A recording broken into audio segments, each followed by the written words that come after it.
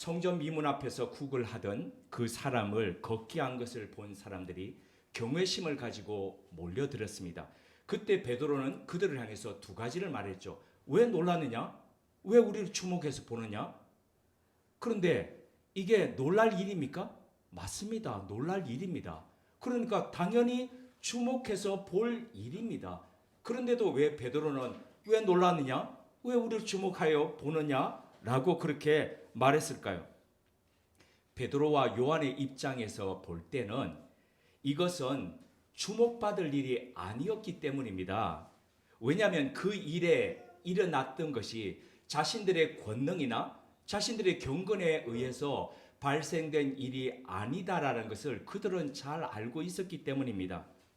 그것은 그들이 믿는 예수 그리스도의 영이신 성령께서 하신 일이기 때문입니다.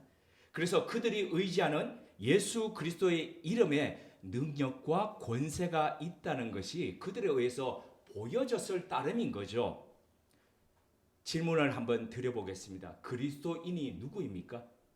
그리스도인이 누구입니까? 바로 예수 그리스도의 영에 의해서 그 힘과 능력으로 살아가는 사람이 바로 그리스도인입니다. 그것을 의지해서 사는 사람이죠. 그러면 여기에 동의하신다면 제가 다시 한 번 더 여쭤보겠습니다. 속으로 답해 보시기 바랍니다. 만약 누군가가 여기에 와서 우리들에게 이렇게 요청한다고 생각해 보겠습니다. 지금 날 위해서 손을 얹고 치유기도 해주세요. 당신은 그리스도인이지 않습니까? 나에게 손을 얹고 치유기도 해주십시오. 자, 이렇게 요청을 했다. 그러면 나는 그 사람에게 당장 주저없이 손을 얹고 나는 기도해 주겠다 라고 생각하시는 분. 네, 지금 제가 보니까 속으로 손을 다 들고 계시는 것 같은데 맞죠? 그죠? 나 못한다 이러면 왜 못합니까? 왜 사양합니까? 이 질문 실은 어렵지 않습니다. 답이 간단하죠. 그냥 기도해 주시면 됩니다. 아니 안 나오면 어떡하냐고. 안 나오면 아니 내가 내 능력으로 내 경건의 능력으로 낫게 하는 겁니까? 아닙니다. 누구의 힘으로 하는 겁니까? 예수 그리스도의 힘으로 예수 그리스도의 이름으로 하는 겁니다. 그래서 만약에 내가 손을 얹고 기도해 줬는데 그 분이 나았다 그러면 내가 기뻐할 일이죠. 그런데 내가 자랑할 일입니까? 아닙니다. 왜요? 예수 그리스도께서 하신 일이기 때문에. 반대로 내가 손을 얹고 기도했는데도 지금 당장 그 치유가 일어나지 않았다. 그러면 내가 실망할 일입니까? 아닙니다. 그분이 하신 일이기 때문에. 치유는 성경 안에서도 보면은 기도했을 때에 예수 그리스도께서 기도했을 때에 다른 분이 아니고 예수 그리스도께서 기도했을 때에 당장 치유가 나타난 경우도 있었고 예수 그리스도께서 하셨음에도 불구하고 순차적으로 일어난 것도 있습니다. 어떤 경우입니까? 순차적인 경우가. 손을 얹고 눈뜨기를 위해서 했는데 보이느냐? 아니요. 그냥 얼얼하게 보입니다. 예수님이 또 기도하셨지 않습니까? 치유는 그런 겁니다. 주님이 하시는 것도 그런데 우리가 하는 건 어떻겠습니까? 손을 얹고 기도했을 때에 당장 치유가 일어날 수 있습니다. 그러나 그 치유는 순차적으로 일어날 수도 있는 겁니다. 그래서 우리는 기도해 달라 그럴 때에 예수 그리스도의 이름으로 예수 그리스도의 능력으로 그렇게 기도해 주는 겁니다. 자, 그럼 다시 말씀드립니다. 그리스도인은 누구입니까? 바로 이 그리스도의 이름에 의지해서 그리스도의 능력에 의지해서 살아가는 사람입니다. 베드로와 요한은 이것을 잘 알고 있었기에 왜 놀랍게 여기느냐? 왜 우리를 주목해서 보느냐? 이렇게 말했던 겁니다. 그리스도인인 우리도 우리의 일상이 우리의 매일매일이 이 예수 그리스도의 이름에 힘입어서 그분의 능력에 기대어서 살아가는 우리의 일상이었으면 합니다. 베드로와 요한이 자신을 주목하던 사람들에게 그 일을 행하신 분이 바로 나사렛 예수 그리스도이심을 밝혔습니다. 그리고 당신들이 십자가에 못 박아 죽인 바로 그분이 이 병자를 일으켰다라고 말했습니다. 그러면서 사람들에게 이렇게 얘기했죠. 당신들도 회개하고 죄사함을 받으라. 그리하면 새롭게 되는 날이 올 것이다라고 이야기했습니다. 그때 제자들 앞에 알만한 사람들, 그러니까 성전 안에서 알만한 사람들이 우르르 몰려왔습니다. 그들이 누구였습니까? 제사장들과 성전 맡은 자와 사두개인이라고 밝히고 있습니다. 왜 갑자기 그들이 나타났을까요? 그 이유를 2절이 다음과 같이 설명합니다. 제가 읽어드리겠습니다. 예수 안에 죽은 자의 부활이 있다고 백성을 가르치고 전함을 싫어하여. 제사장들과 성전 맡은 자와 사두개인은 모두 성전 중심의 권력자들이었습니다. 이 중 사두개인들에 대한 설명이 조금 필요한데요. 예수님 당시에 크게 종파가 4개가 있었다 그러죠. 바르새인, 사두개인, 에세네파, 그리고 젤롯당, 이렇게 크게 4개인데, 자, 이 다른 것들은 알겠는데 요 사두개인이 설명이 좀 필요하거든요. 사두개인이라는 이름은 사독이라는 이름에서부터 왔다고 합니다. 사독 어디서 많이 들어왔죠? 언제적 사람입니까? 바로 솔몬 왕 때에 솔로몬이 임명했던 대제사장의 이름입니다. 그리고 그 가문에서부터, 사독 가문에서부터 쭉 계속 대제사장이 이어져 갔습니다. 기원전 586년 바벨론에 의해서 유다 왕국이 멸망을 당했습니다. 바벨론으로 다 포로로 끌려갔죠. 끌려갔고 난 뒤에 그 다음에 기원전 538년에 고레스 왕이, 그러니까 페르시아의 고레스 왕이 등극을 하면서 유다의 포로들을 다시 예루살렘으로 돌아가라고 귀한 명령을 내렸습니다. 그때 돌아와서 여전히 성전에서 중요한 역할을 이 사독의 후손들은 했습니다. 이후 유다 마카베우스, 자 여기서 음악하신 분들은 유다 마카베우스 그러면 딱 느낌 오시죠? 핸델이 작곡했던 오라토리오 나오죠. 그때의 이 유다 마카베우스가 헬라의 알렉산드가 점령했던 헬라가 4개로 나중에 사후에 나눠지고 난 뒤에, 왕국이 나눠지고 난 뒤에 성전에서 돼지의 피를 뿌리고 그리고 성전 제사를 모독하자 그들이 일어났습니다. 그리고 거기에 대해서 봉기하면서 잠시나마 이 유다 마카베우스 혁명으로 인해서 하스베니아 왕국이라고 유다의 독립왕국이 세워졌습니다. 요 이전까지 바로 이 사독의 후손들이 대제사장과 그리고 제사장 역할들을 예루살렘 성전에서 했습니다. 그런데 마카베우스 혁명이 일어나고 난 뒤에 이들이 마카비 집안에서 왕 역할을 할 뿐만 아니라 우리가 대제사장 역할까지도 같이 하겠다고 그렇게 왕권과 이 제사장권을 같이 가져가 버렸습니다. 그때에 이 유다 마카베우스 치하 하에서 사독의 제사장들 중에서 둘로 나누어졌습니다. 한 무리는 어떻게 세속적인 권력이 제사장이 될 수 있느냐라고 거기에 대해서 항의하면서 뛰쳐나와가지고 유다 광야에서, 그러니까 유다 광야라 하면 구체적으로 어디냐면은 사해 부근에서 동굴을 파고 그곳에서 그들이 정결의식을 가지면서 수도 생활로 했습니다. 그리고 남아있던 한 무리는 비록 세속 권력이 지배했음에도 불구하고 그곳에서 여전히 제사장 역할을 감당했습니다. 왜 감당했냐 하면은 성전에서 있는 특권과 그리고 이권들이 여전히 있었기 때문에 그곳에서 그들이 그 치하에서 살았습니다. 그리고 로마가 점령하고 난 뒤에도 로마 권력에 그들이 같이 협력하면서 성전 권력자로서 살았습니다. 그러면서 그들은 이렇게 이야기했습니다. 우리는 사독의 후손들이다. 그래서 이름을 사투케인이라고 그렇게 붙였습니다.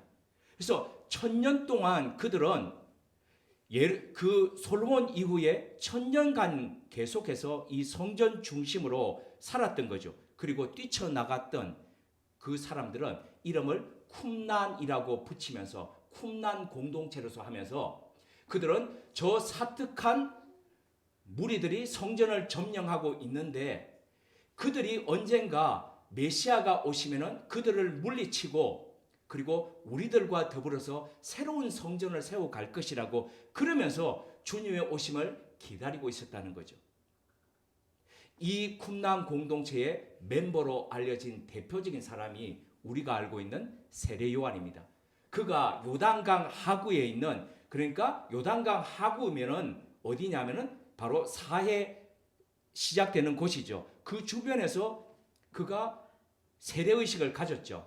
그러면서 정결의식이라는 게 그 전에 없었죠. 그런데 그 세례 요한에 의해서 드러났죠. 나타났지 않습니까? 그래서 자신이 행하던, 자신의 공동체에서 행하던 그 정결의식을 사람들에게 이야기하면서 그가 어떤 세례를 베풀었습니까? 바로 회개의 세례였죠. 그러니까 이게 바로 에세네파라고 하는 에센스, 우리는 순수하다, 바로 그런 표현이지요. 자, 이런 가운데서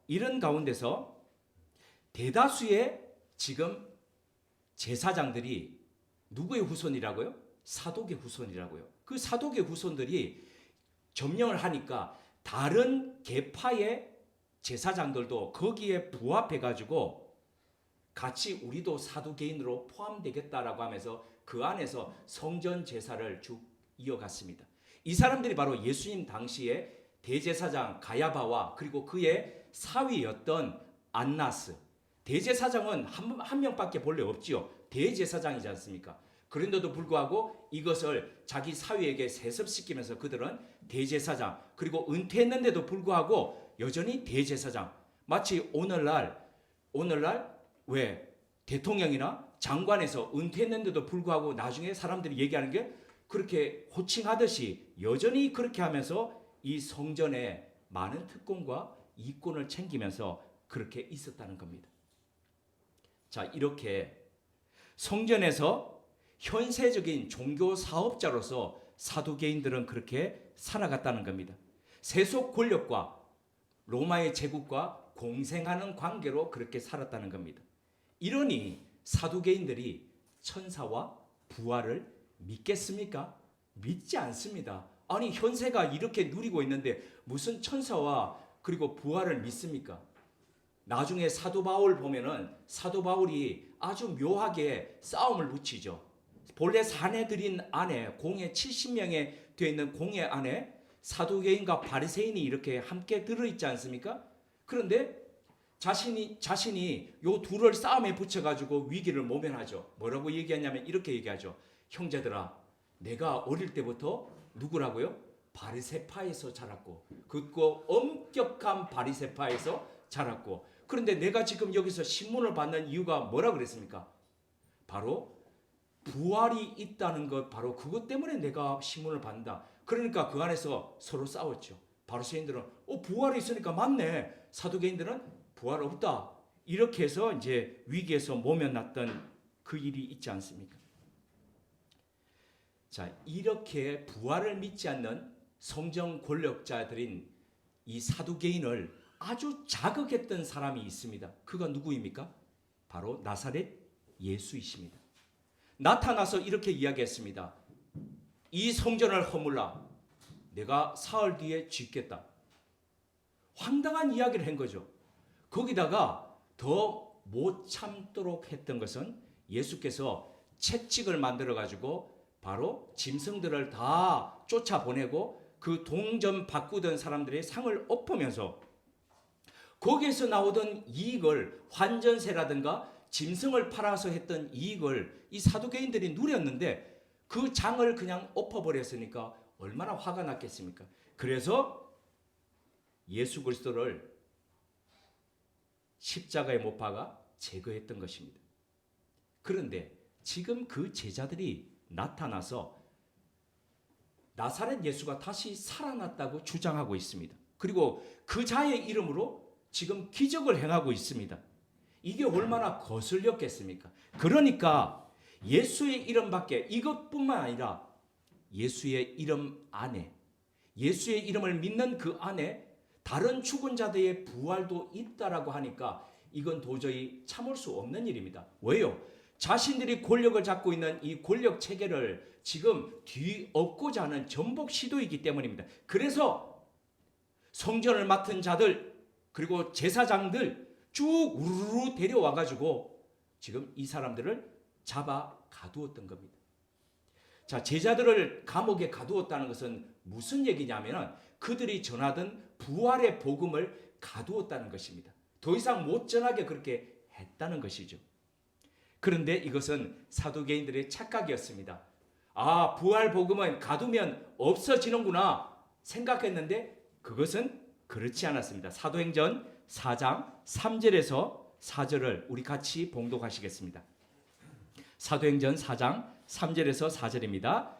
그들을 잡음에 날이 이미 저물었으므로 이튿날까지 가두었으나 말씀을 들은 사람 중에 믿는 자가 많으니 남자의 수가 약 5천이나 되었더라.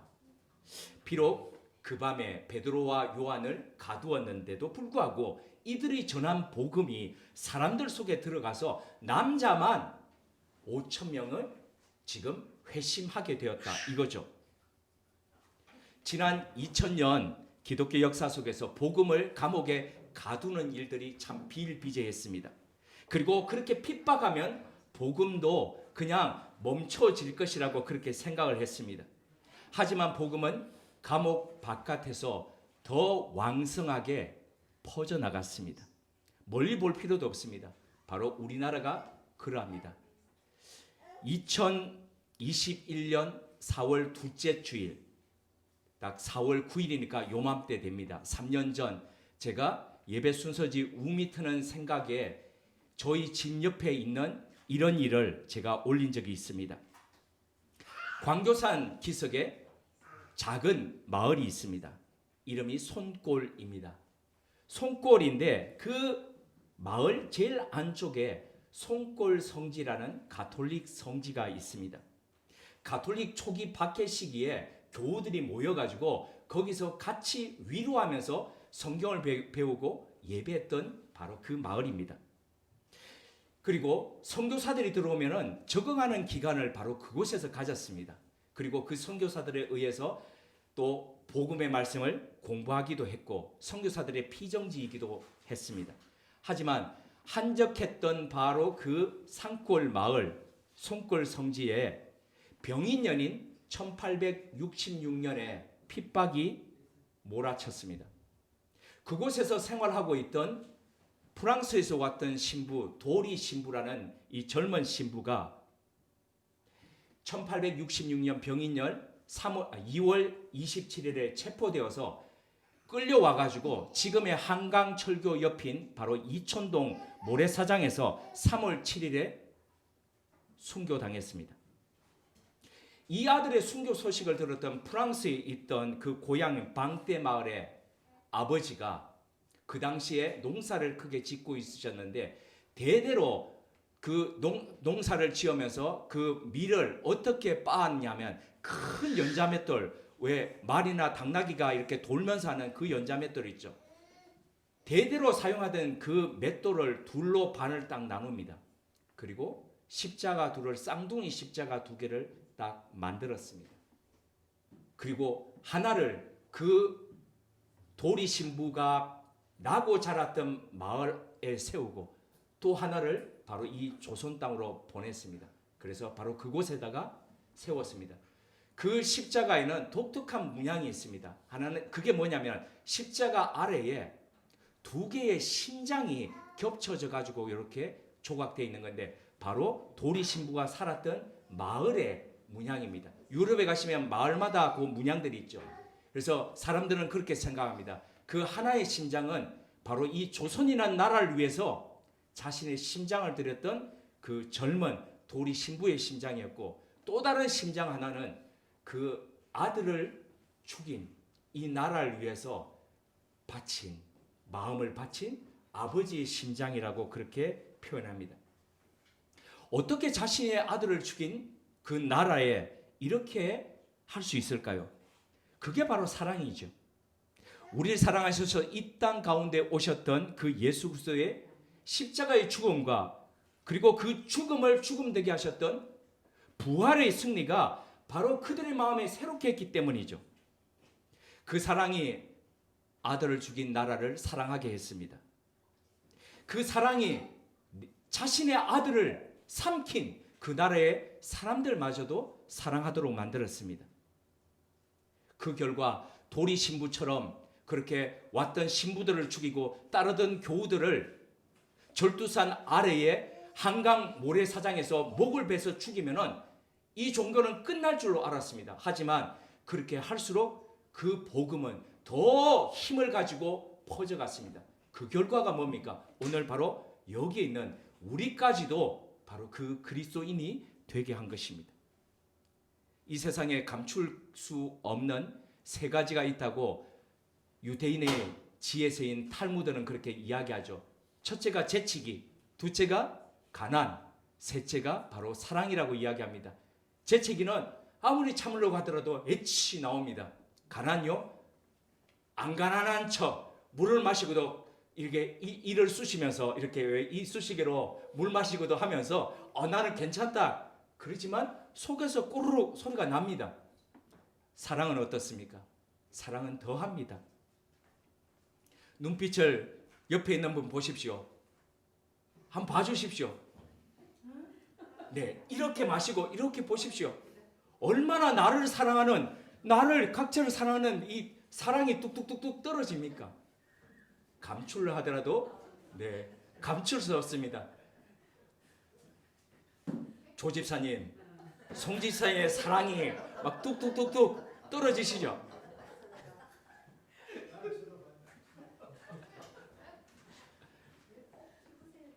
네.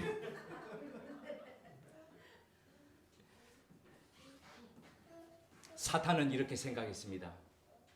유대 종교 권력자들의 손을 빌어서 예수를 죽이고 그리고 무덤에 집어넣으면 하나님의 사랑을 감추고 제거할 수 있다라고 생각했습니다. 하지만 죽음도 크고 위대하신 하나님의 사랑을 감출 수 없었습니다. 죽으신 예수 그리스도는 부활하셨고 그리고 지금도 살아계십니다. 그렇기에 그 어떤 것도 부활을 감출 수 없다는 거죠.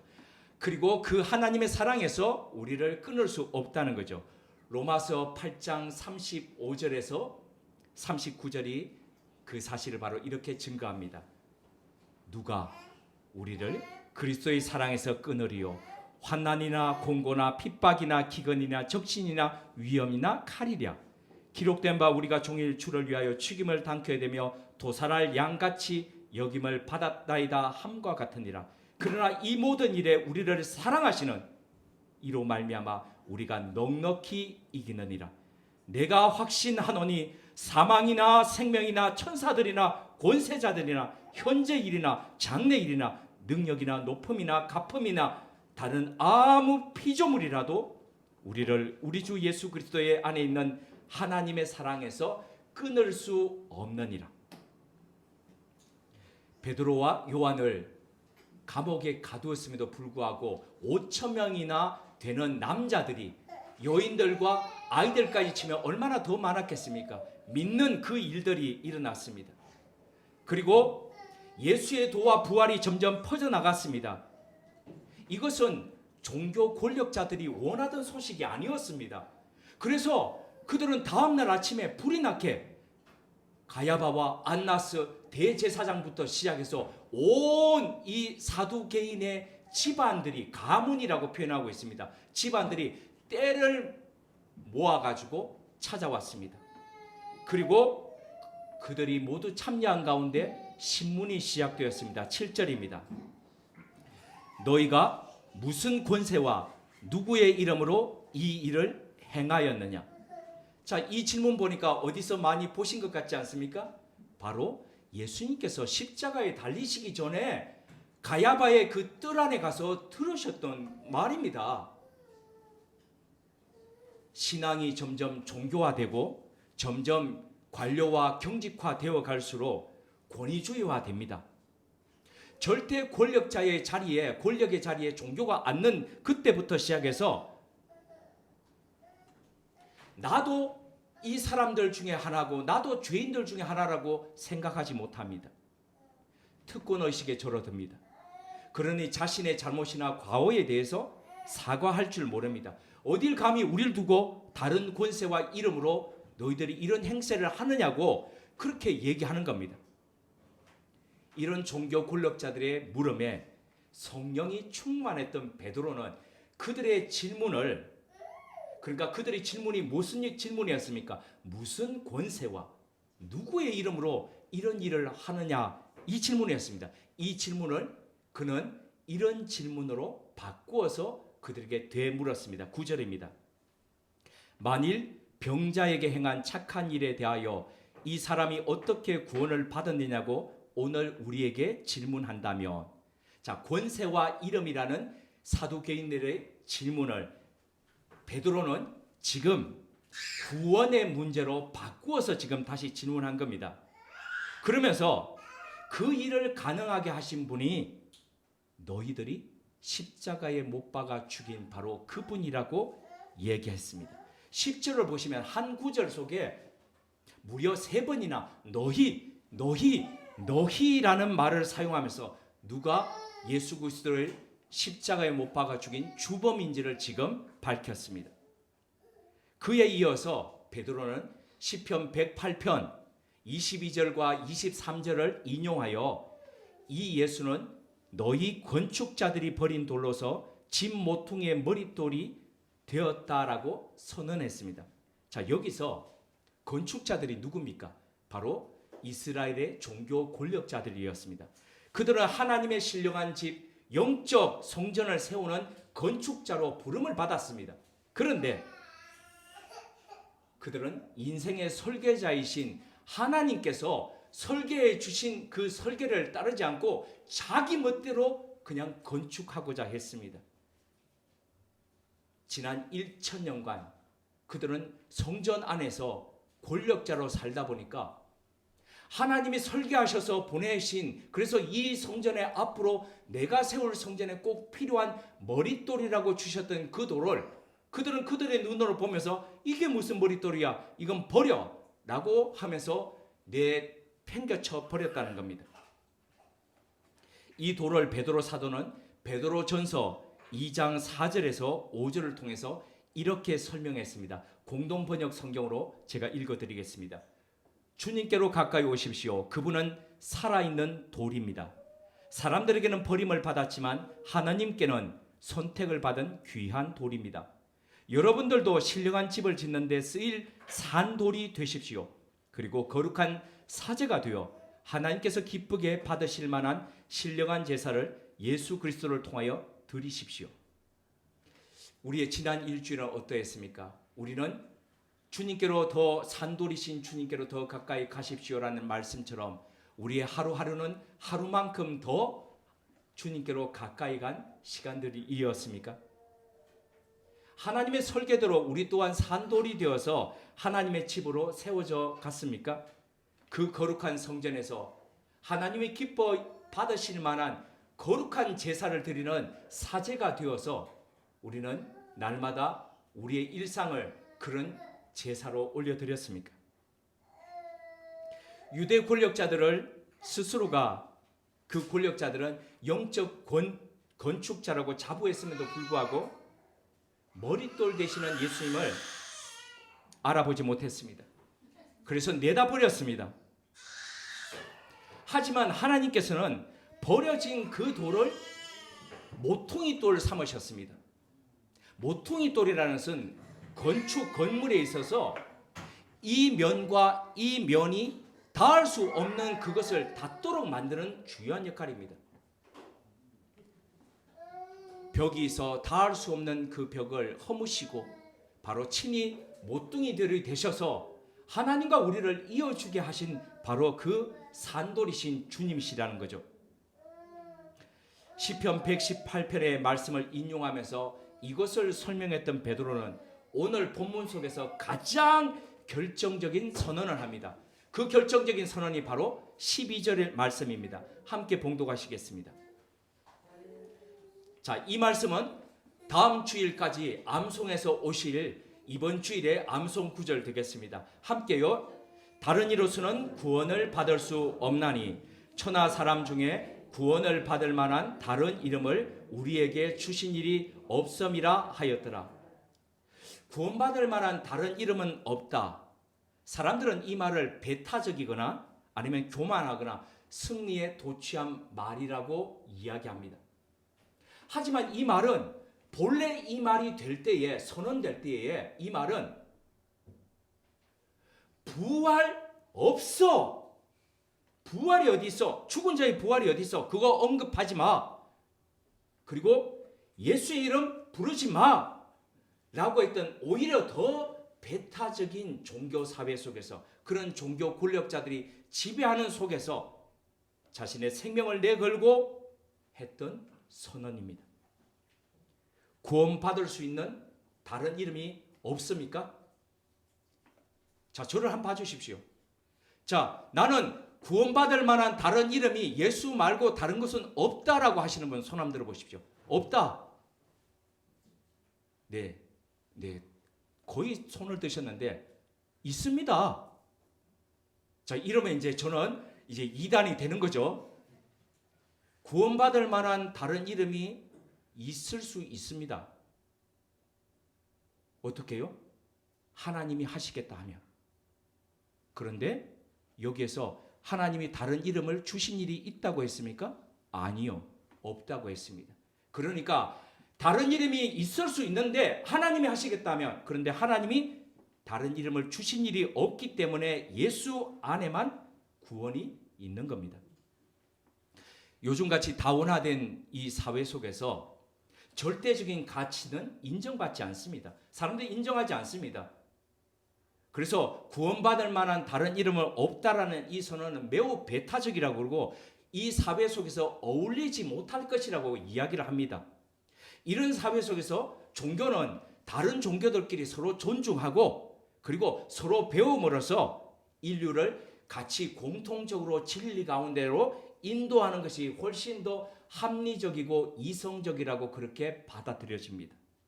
하지만 우리가 기억해야 할 것이 있습니다. 그것은 인류를 섬기고 사랑하고 그리고 이웃을 봉사하는 데 있어서 종교가 다르다? 협력하지 말아야 됩니까? 아니요. 그렇게 인류를 섬기고 이웃을 섬기는 일에서는 손잡고 같이 해야 되지요. 함께 해야 됩니다. 종교가 다르다고 그거 못할 일 전혀 아닙니다. 해야 됩니다. 하지만 예수 그리스도만이 유일한 구원의 주이시다라는 이 진리에 대한 타협이나 양보는 없어야 합니다.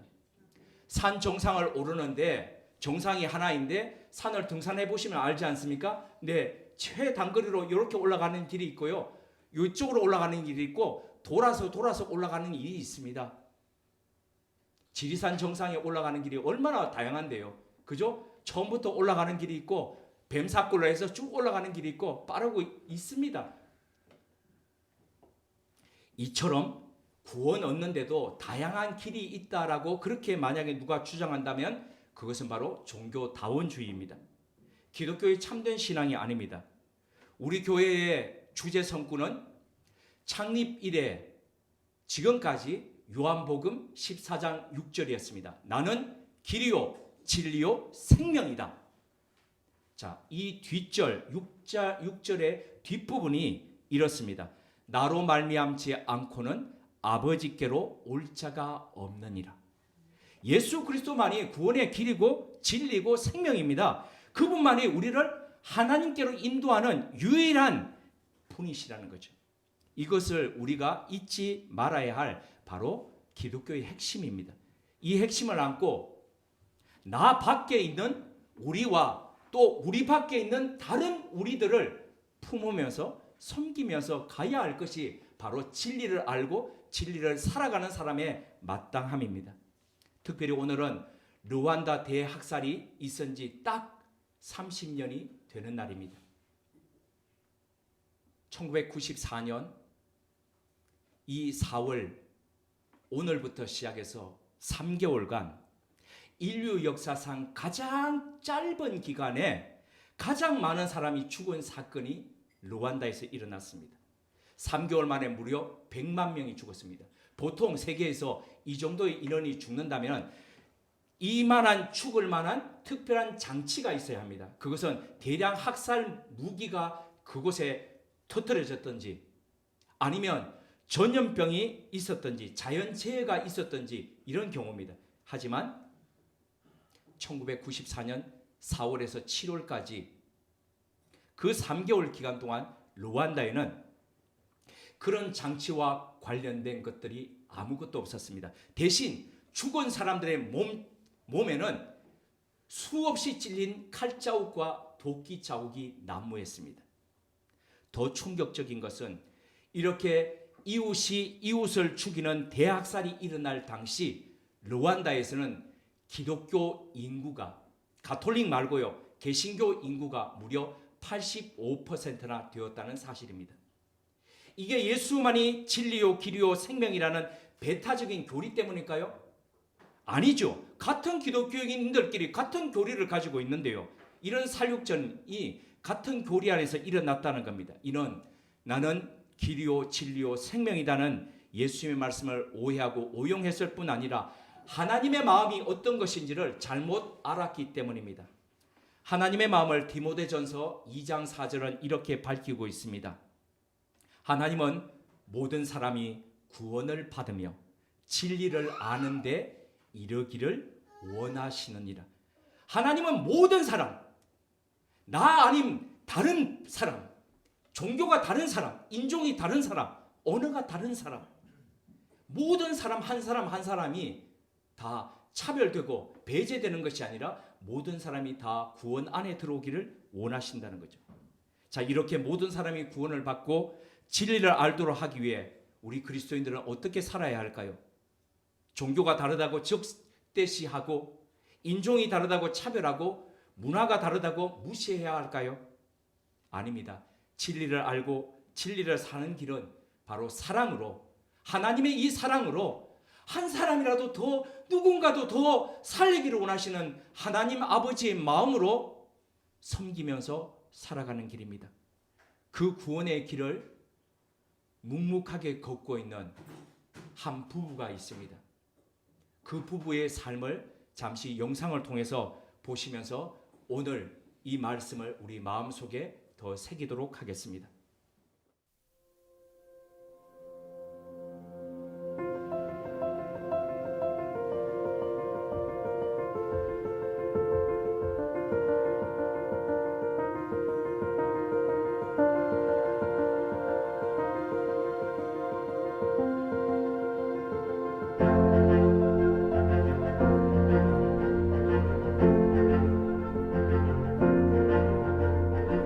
그때 분명한 하나님 음성이 저에게 들린 게 너가 내가 원하는 곳에 갈 수 있겠느냐는 음성이었어요. 그렇게 대답을 했죠. 기도같이.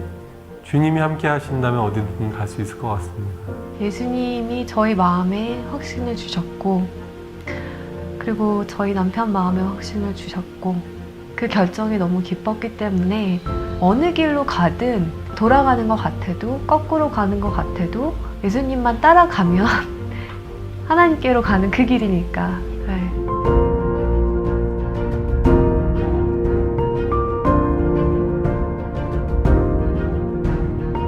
예수님이 떠나시고 나서 본인이 하셨던 일을 할 수 있는 제자들을 키우는 데 집중하셨던 것처럼 현지인 의사들과 직접 피부를 맞대고 그 사람들을 양육하고 제가 한 가지 진료를 할 수 있지만 그 진료를 할 수 있게 1명, 2명, 3명을 키울 수 있다면 그것이 더 맞는 길이 아닌가라고 저는 생각을 하고 있고 그렇게 지금도 확신하고 있어요.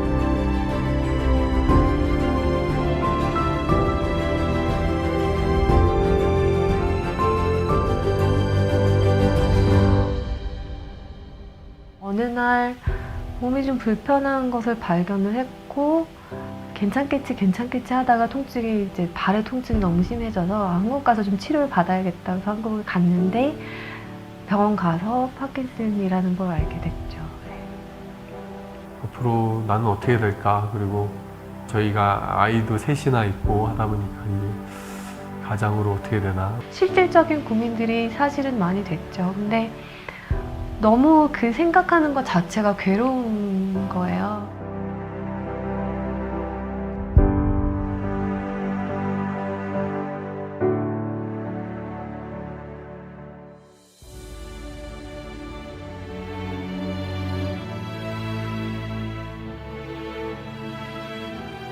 아침에 산책을 갔는데 소나기가 쏟아지는 거예요. 그래서 이 나무가 막 우거져 있는 곳이 있어서 너무 비가 갑자기 오니까 거기를 잠깐 들어갔었죠. 잘 됐다 하고 서 있는데 하나님이 주시는 말씀이 비가 쏟아진다고 집으로 가지 않아도 돼 라는 마음을 주시는 거예요. 그래서 갑작스런 그런 일을 당한다고 해서 돌아갈 필요 없고 그때 피할 수 있는 길을 내시는 겠구나. 눈을 감고 기도를 하는데 하나님이 갑자기 환상을 보여주시는 거예요. 제가 천진난만한 표정으로 애기같이, 정말 애기처럼 예수님 품에 이렇게 안겨가지고 예수님이 어디론가 걸어가시는 환상을 보여주셨어요. 예수님 발에서는 피가 흐르고 있었고 저는 너무 행복하게 안겨서 가는 거죠. 그때 다시 알게 됐어요. 아, 선교가 내가 하는 게 아니었구나, 진짜로. 나는 그냥 예수님 품에 안겨있는 축복을 누리는 거고 그 힘든 길을 가는 거는 예수님이 가시는 거구나. 어떨 때는 좀 심하다 싶을 정도로 또 몸이 잘 안 움직여질 때가 있어요. 그러면 저도 두려움이 확 몰려올 때도 있죠. 아, 이렇게 점점 더 몸이 굳어가는 거구나. 없는 것들, 세상에 천한 것들을 하나님이 더 기뻐 사용하시죠. 왜냐하면 하나님의 능력을 드러내시기가 더 편하니까. 저도 이제 하나님의 영광을 더 드러내기 편한 사람이 돼가는 거 아닌가 하는 생각이 들어요.